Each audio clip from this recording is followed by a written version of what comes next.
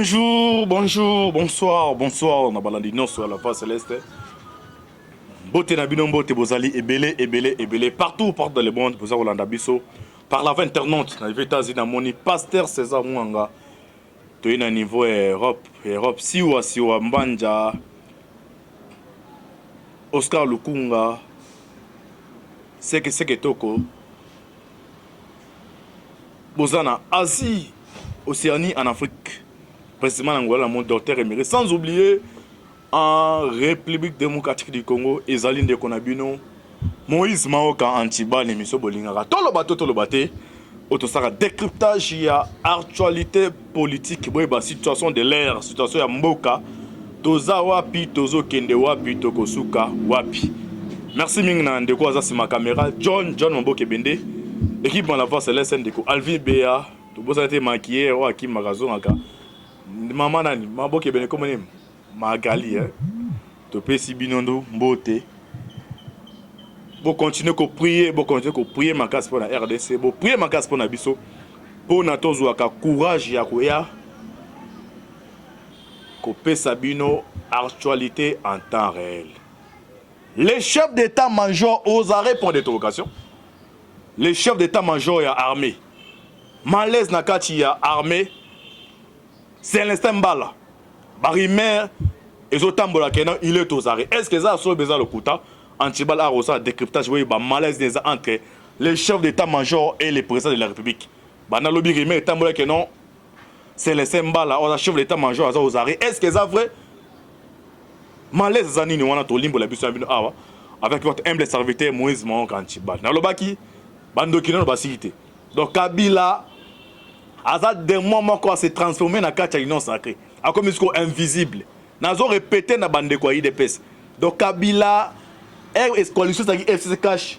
Bondo bunisse bo mon adversaire to bunisse. Mais maintenant les démons à se transformer dans quatre corps il y a union sacrée. Pour nous c'est comme un problème.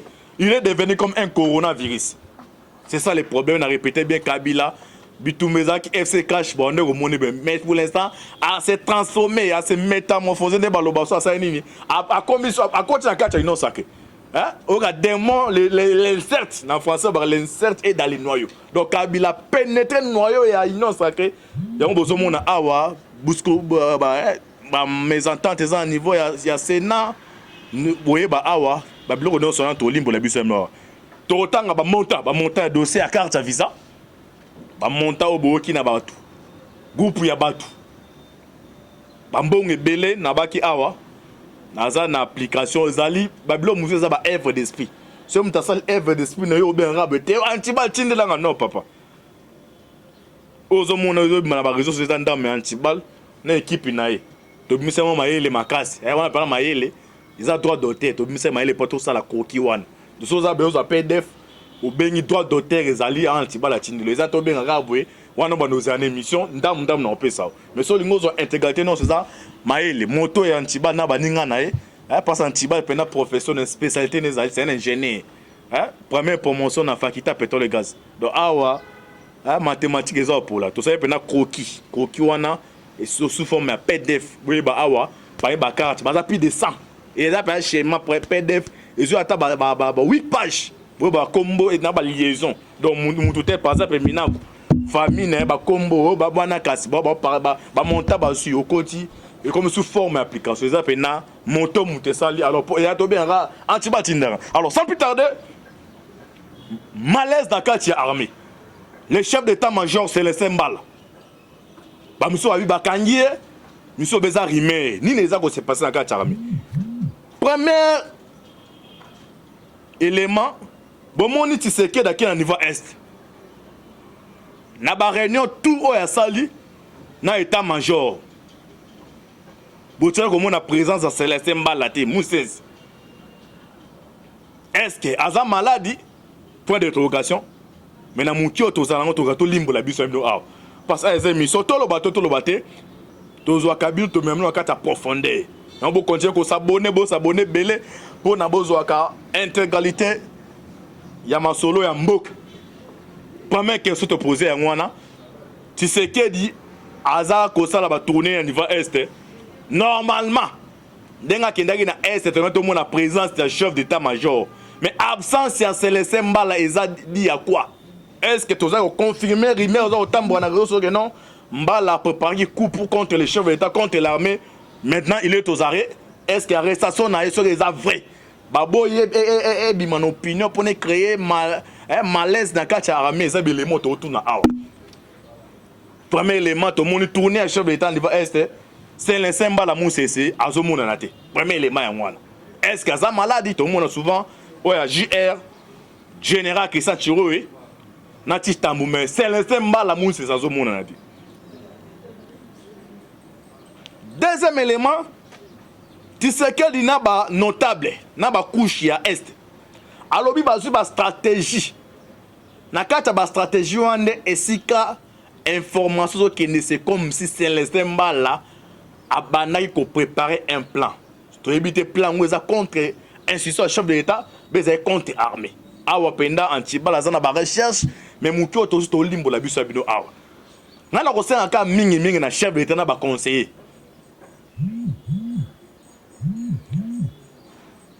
Tu sais que dit auti ko déclencher bitumba moko oyo soti azana entourage à malamuté jusque là na rôle entourage à bato malam basé à mabe pe bazali mais au pire malam on doit ça ba conseil baza ko kufa alors baza remplacer bana na répéter bien tu sais que dit en déclencher bitumba moko awa kombo na ngoze banate contrat ya Inga, bande ko comprendre ce qu'a plein zali. Contrat ya Inga ba espagnol, ba italien, la majorité Union européenne. Ba linga qui contrat ne ou te pas na ba partenaire na bango.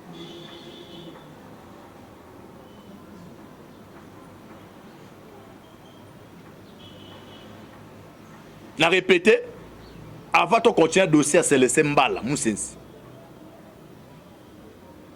bitumbe uti na contrat wana ya Mark Forest et c'est que dans 10 000 qu'on a marché wana ya kopé ça na Australie Asie Australie bitumbe ça déclenché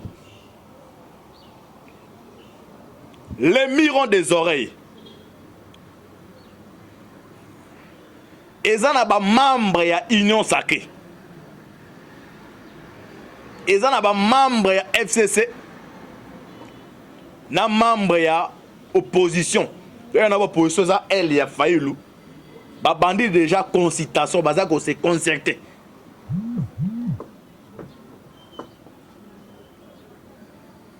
consultation wana na ndimité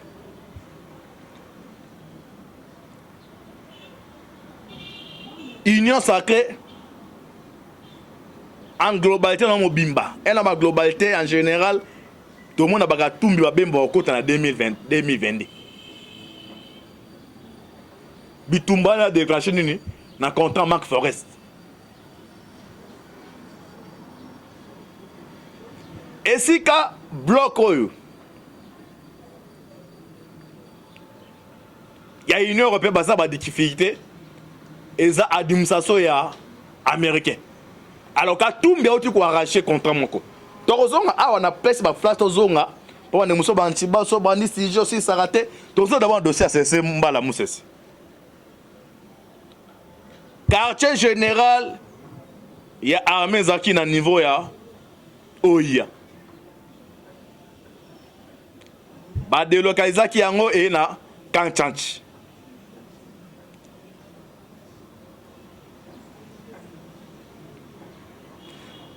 Réunion obscure, réunion secrète. Et kota ki na kati ya Kinshasa. Na kati ya réunion, ba consita ki ba contata ki un haut dignitaire ya armée.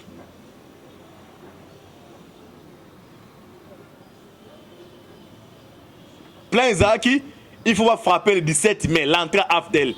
Va frapper. Et ça n'a pas site ciblé au balinga ba papa qui va frapper. Tellement ba kota qui est belé.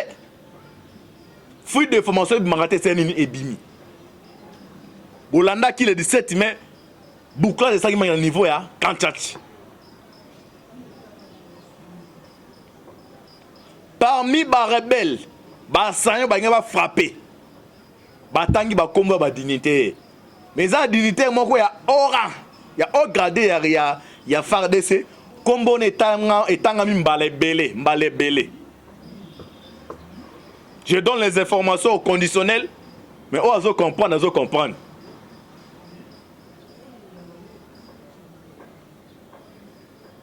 Donc, bah, coach réunion, bah, préparer, bah, frapper le 17 mai. Fuite d'information est tombé dans le service à renseignement militaire. Ah, encore pour la énième fois, dans ça, féliciter général président Vitamis. Il y a une information à payer un conseil spécial. Vous avez remarqué que c'est que à niveau ya Est. Pour moi, un meeting ya Butembo. Donc, na ebisi bino service qui miné wana. Bilo mseza mo le bezati. Tout le bateau, n'a répété bi à sa discours na niveau Butembo. Service mina qui terre wana. Donc la population qui wana ba geno za zinga bata service. Donc ba mina qui terre o ata ndingi so mais qui ba ata neutraliser. Atambona tous les numéros ba ten ya ba service. François Beya, quoi ça conseil spécial en matière de sécurité. Katia quoi année. Ba o service à renseignement militaire tout bazar. Ba avant que c'est geda kita. Il se met déjà Goma. Tinde bozana ba est wana. Pour l'instant, ils ont miné dans des mois au compagnie ya sakati. Alors, parmi basao bakanga bango batang bakombo haut dignité wana, ba haut gradé pardon. Ba pouvoir avoir les 17 ba sali bouclage.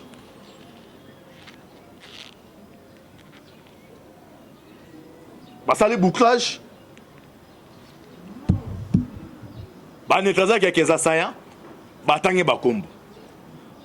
Vérification bandi ko salima. Après la conclusion, il y a vérification. Bah ko tomber na mutu moko.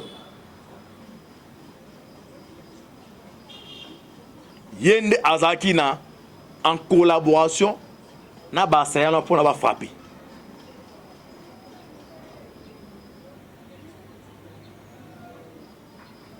À répéter, je donne les informations au conditionnel.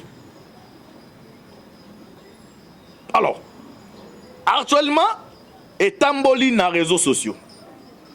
Que non, c'est l'insemba l'amour sincère.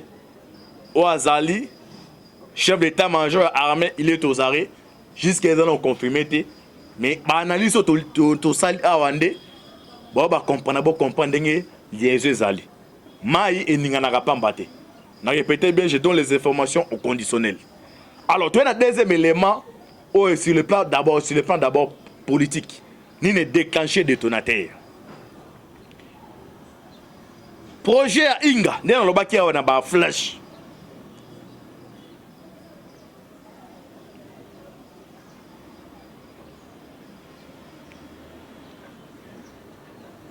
Et ça qui projet yo. Ba paye bel banda ota ko tie la miss. Yes moi si moko ya kitoko na kati ya venir boya mboka oyo ba mibali tout ba otalela nga fona zo moi so ba comprendre papa ya moi na pesi moi sango na muto yo bo ba ndo ni mata teke ya ko zo moi si wana ndenge contrat ingezali. Dona ba pays oya Union européenne o ba ndeko porter soutien na bango. Non, bah, soutien mon hypocrite à Tshisekedi, bah, comprendre ces messieurs à décacher Bitumbana Bisso. Comment c'est fait que nos projets à Inga, bah, paye ça, on a Australien, Mark Forest. Alors, il faut décacher Bitumba. Difficulté, Bazalaki. Ezaki d'abord sur le plan diplomatique. Voix bango. Na administration Joe Biden, John Biden, et ben ne koyo karate. Alors Katumbi.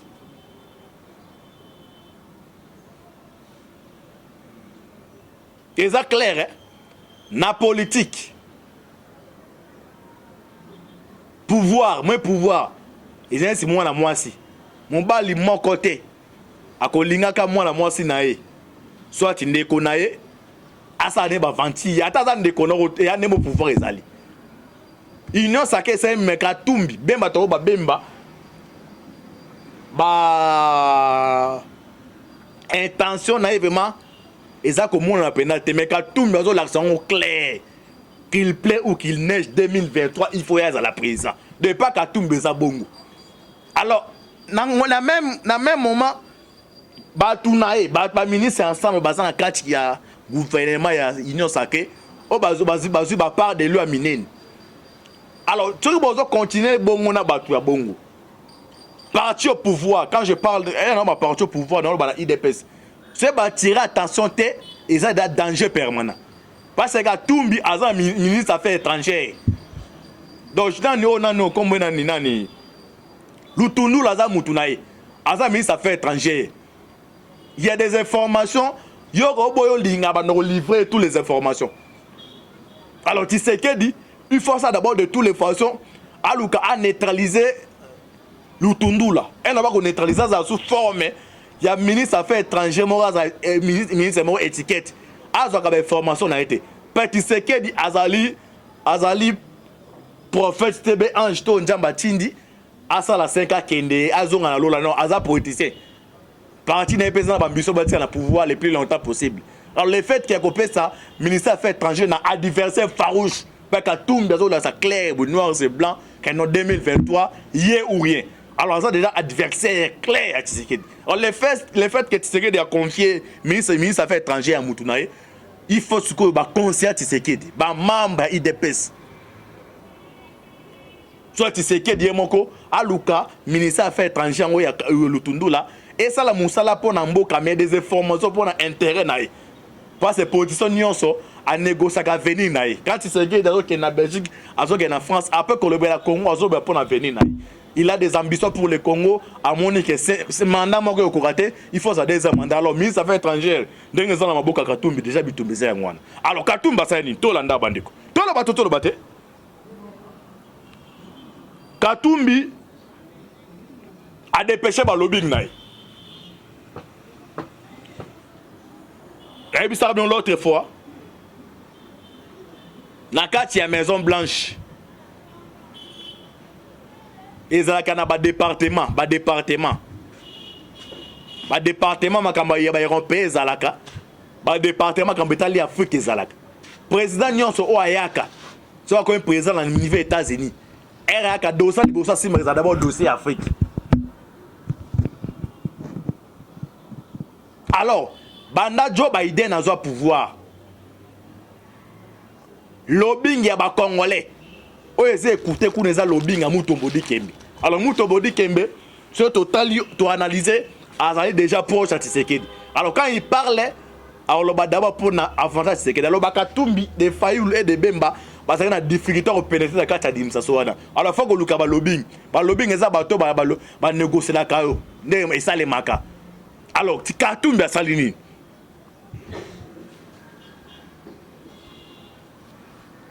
Katumbi a signé lobbying moko. Na kati ya lobbying wana envoyé à droit de l'homme. D'abord de 1, Moutou a tindie. Et c'est d'abord département États-Unis. De 2, Moutou a tindie. Donc à tout à travers lobbying ne oyo, ba influencer émissaire on a droit de l'homme. Bon qui va propos oyo à tenir. Oya politique. Donc c'est comme si attachement au Tshisekedi dans les États-Unis. Dans l'administration Joe Biden, ce qui est acquis à 90%, bien à 80%, et qu'on a 10%. Pas de propos oyo, l'émissaire a tenir. Et ça c'est comme si que non, ils ont déjà un message aux autres que non, il y a un cas il y a Maison Blanche, ils ont eu mon voix les côtés au comme d'adversaire. Alors premier adversaire, là je vous informe. Antibal RAK awa, n'a pas pu savoir les mains en boca des autres. solingo comment santiba aux informations mon kiobo consultant mi Wikileaks aux informations alors soit ba propos mais à droit de l'homme écoutez na ba fayulu à 5 d'abord élections inclusives donc ça dit langage derrière ma baie donc ça dit même loi organique loi électorale ba boni wana et c'est un consensus donc commencer au émissaire wana lo balo ça dit ba fayulu voilà ba on tout va prendre ba on tout va l'écouter à ce moment déjà pays où ya apona ko porta comme continuer pas bongo il faut que ça la rectifier bâtir ouais bah ni les gens se passer et ça message qu'on a appelé ça nous est clair que non pour l'instant Katumbi a pénétré dans la salon ya administration Joe Biden. Tu sais que dans la chambre mais Katumbi a réussi qu'on pénétrer dans la salon. Alors, parlant de Bangalo Bani, boka contact Katumba signé. Tout le bateau, na habité sur la même langage dans Mboke Benata la minute. Tout le out. Moïse Katumbi signe pour $40,000 mensuel avec les cabinets de lobbying King Splendor. Spending proche de Suzanne Rice. N'a répété bien Banobolan. Moïse Katumbi signe pour $40,000 mensuel avec les cabinets de lobbying King Spending proche de Suzanne Rice. Lobbying, c'est un lobbying. Et c'est un lobbying, il y a parmi la campagne, il y a Joe Biden. Donc pour l'instant, elle va composer, Joe Biden a composé bureau naïe à cause de Batoyo. Alors qu'à tout bien qu'à poni bango. Donc par mois, azo futa ba 40 pour ça lobbying naïe. Lobbying les années pour naïe, ba lobbying na niveau de Joe Biden a comme président 2023. Par exemple, ça nous mettre la carte à pouvoir Afrique. Autre ça la carte à une formalité. Le pouvoir en Afrique se prépare inanimé des enfants. Yo so au fan de zo rêve zo boule que non, le jour où voterait jour au président Mara, notre baba. L'IDPS à l'époque il y a papa Tshisekedi dans ba rêve wana à beta 37 ans. A nazo interpellé bino bande kwa lamuka pour faire. Maintenant la politique en Afrique, comme les élections en 2023, maintenant, il faut contacter le lobbying. Alors qu'à Tumbi, à contacter le lobbying, au Parlement, il faut $40,000. Contrat, il va signer. Tout le bateau, tout le bateau, Mboke Bende, ah, c'est la ramine, c'est Mboke Bende. Ok. Tout le monde, quand l'émission de Lingala, tout le temps, on a le limbo de Lingala. Le 17 juin 2021, le 17 juin 2021, déjà très gourmand, à contrat de lobbying, à Katumbi. Par mois, Aza na 6 lobbying aux États-Unis. Katumbi do, Aza politique ça lobbying ya makasi. Y'en a le rappel non cause à présent on peut ça destin Jambi.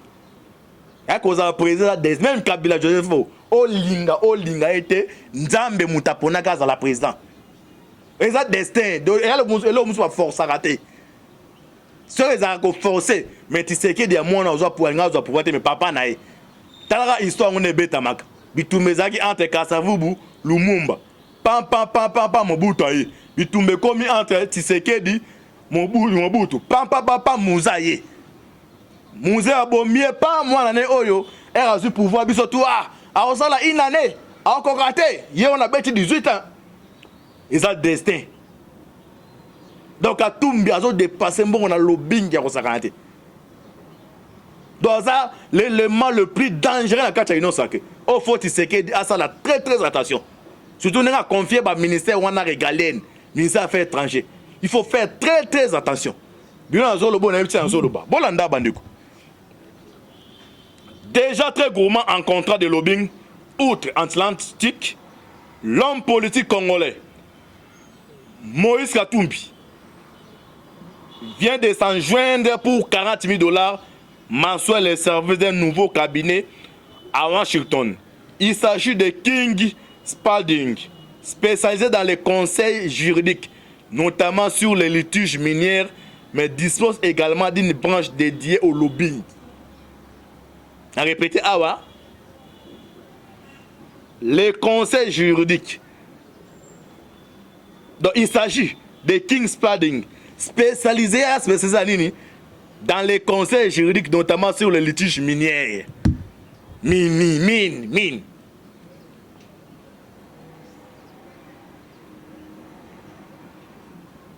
Deux ans lobbying à ma camétal li mine.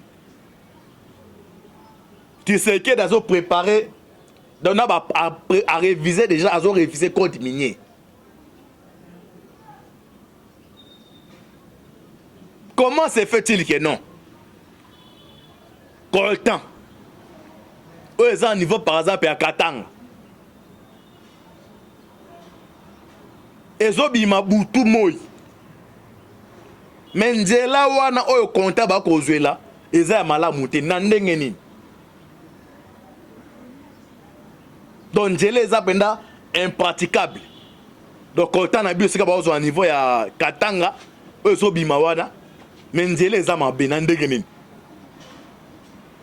Pardon? Alors, il faut pas réviser code minier. D'après les termes du contrat conclu le 3 juin, le cabinet représentera l'ex-gouverneur du Qatar dans ses relations avec les officiels du gouvernement américain. Si l'objectif affiché est particulièrement vague, les documents mentionnaient la volonté de lutter contre la corruption et de renforcer la coopération juridique, économique et environnementale entre les États-Unis et la RDC. Donc, vous comprenez ce que Bitumba Zali. Et ça, na épiscope moko. Akena okutana Martin Fayulu. Akutana Kabila Joseph. Ne toloba azo préparer okutana Katumbi. Tu sais que dit, il faut faire très attention. Bilon azoloba oyo. Ngai nazangola na 24 mai. Et na pesa information. Na pas biloko na yuti ansolo na répéter ça épiscope moko.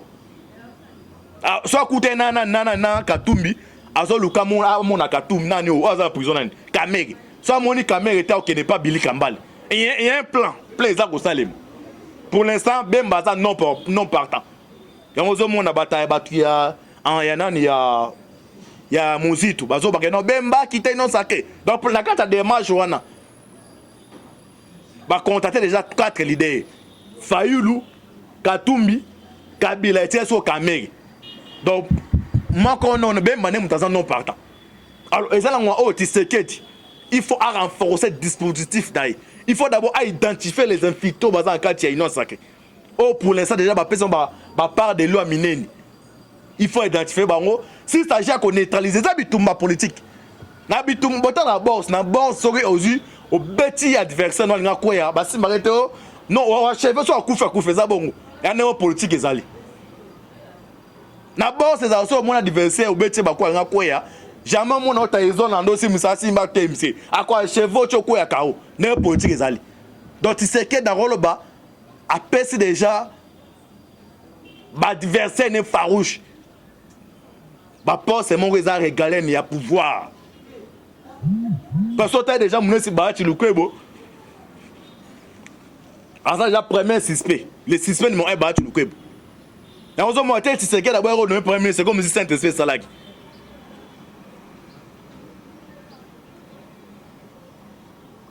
Donc on sait qu'on a bandeko ba conseiller chef de l'État. Na bi ke belé ba chevonné bazana ba tamaye les bazana bon mitifer sous ma case. Donc comme na voix mon ko est très dangereux. Bon là ba ministre ya assemblée wana. Ba ça la ponce au Pilato. Ba sukoli mo opende to ebiete ba osala ngo na ba potine baza ba osala ngo te biso za mutaza le commandant ba temo menda lobaka le commandant suprême za Tshisekedi ngaza la ministre ndo sala pa na même tando décider et lo ba osala ya ngwana awezo ngwa oyo entourage ya Tshisekedi ba tia ba mécanisme ni pona ko barrer route na votre okende o nzamba zana bino. C'était votre humble serviteur, Moïse Maok Antibal. On a reçu un décryptage. Barimé aux autres pour la Magametalia, chef d'état-major. Na ba décryptage ajouté moussous. Na kozonga pour la deuxième fois maintenant. Na mi rotanga ba combo yebina ba monta ou ya bato yo. Parce que pour dossier à carte visa. Bo s'abonner.